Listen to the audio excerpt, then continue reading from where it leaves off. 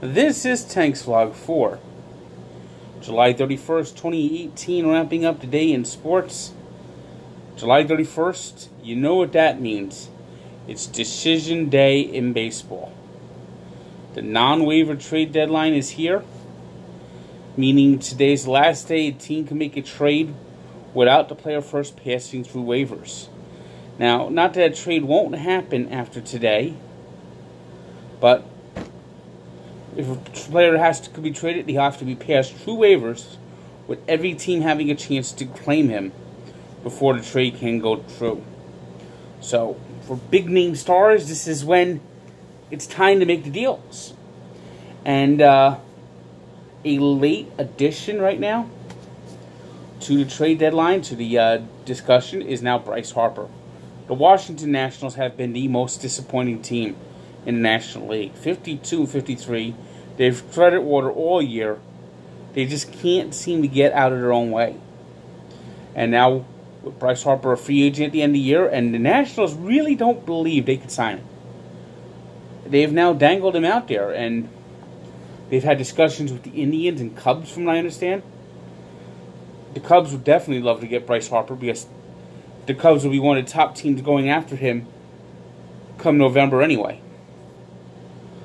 I mean, this is going to be it. 4 o'clock p.m. Everyone's going to have their eyes on it.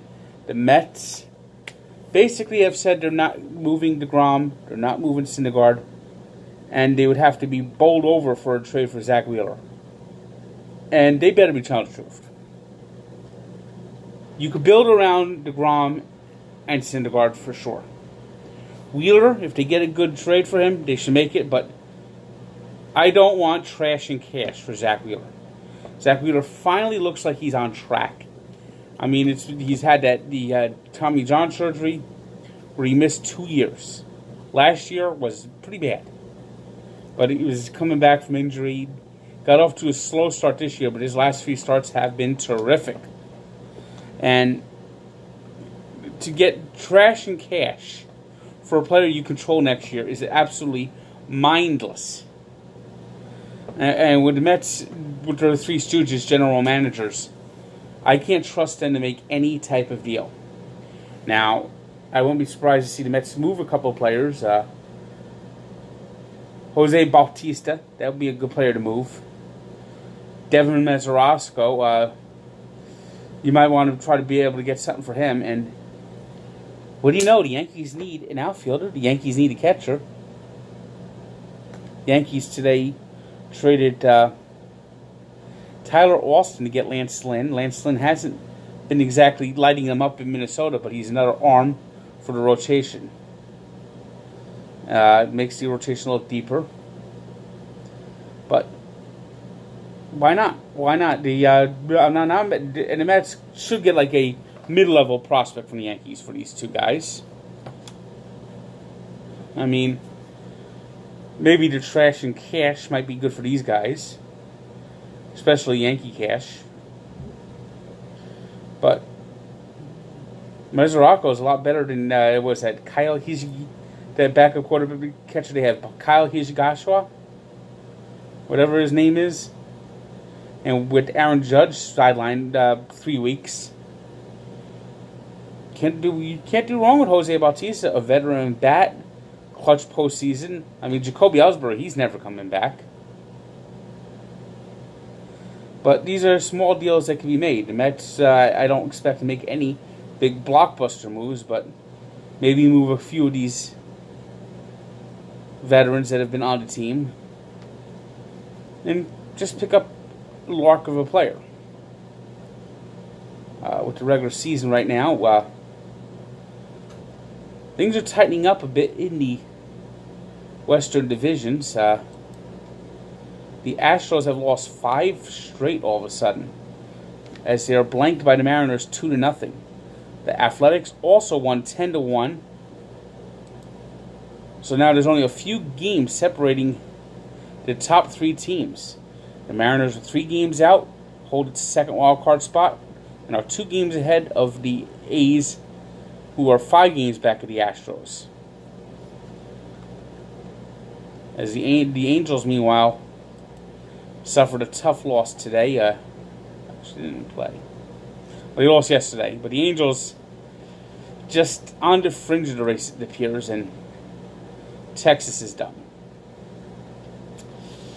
Central Division, Twins. They really can't get back in the race. Can't get back in the race if the Indians slip. And today they beat the Indians 5-4, but they're still 8 games out. And if the Indians are able to swing a deal for Bryce Harper, watch out. I mean, the gulf in the American League will just get even wider. Yankees were off today, but the Red Sox played and got a 13-inning win over the Phillies. Phillies have lost 4 in a row. The Braves won 5-3. The Braves are now just a half game back of first place. And the Red Sox, the big hit today was by Blake Swihart, who said good night, sweetheart, to the Phillies with a ground rule double that bounced into the bullpen. A lot of games ending late tonight, so I really can't talk much about them. Rangers just went final, beating the Diamondbacks 9-5. That loss has got to be a kick in the teeth for the Diamondbacks, who will fail to gain a game on the Dodgers, who are themselves currently losing to the Brewers 4-1. While the Giants and Padres are playing deep into the night, tied 3-3 in the 11th inning. On these work nights, I just can't stay up for these games to go final, I guess. And this is a little ridiculous. Jeez.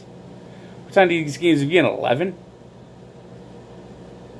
I mean, what's the delay? Well, Mets will be back in action. They'll be playing in Washington, so all eyes will be on Washington to see what happens with the deals.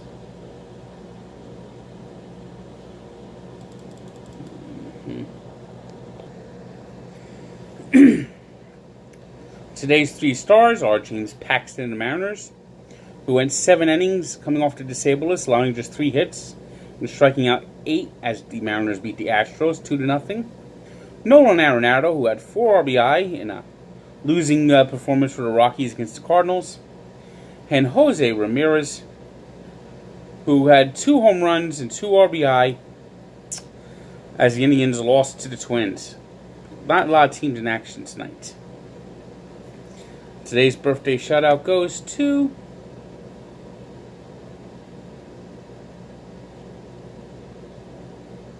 Evgeny Malkin, the Robin to the Sidney Crosby's Batman in Pittsburgh. He turns 32. And we take a look back to 1948, the London Olympics.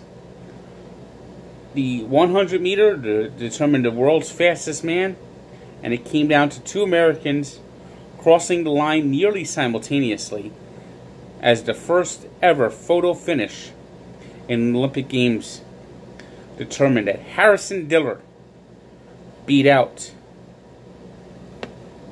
Barney Ewell. So check out the story at Barstool Sports and Sports Encyclopedia, where sports history lives. Tuesday, we should be dropping our latest podcast of Allow Me to Be Frank. I mean, let's keep these numbers rolling. We focused a little bit on the Hall of Fame and the trade deadline, talking baseball in general. It's another great show. You're going to love it. Allow Me to Be Frank, iTunes and SoundCloud. Listen, pass the word around. Let's get our numbers up. Let's boost this. Let's make us #1. We're in the top 100. Let's go.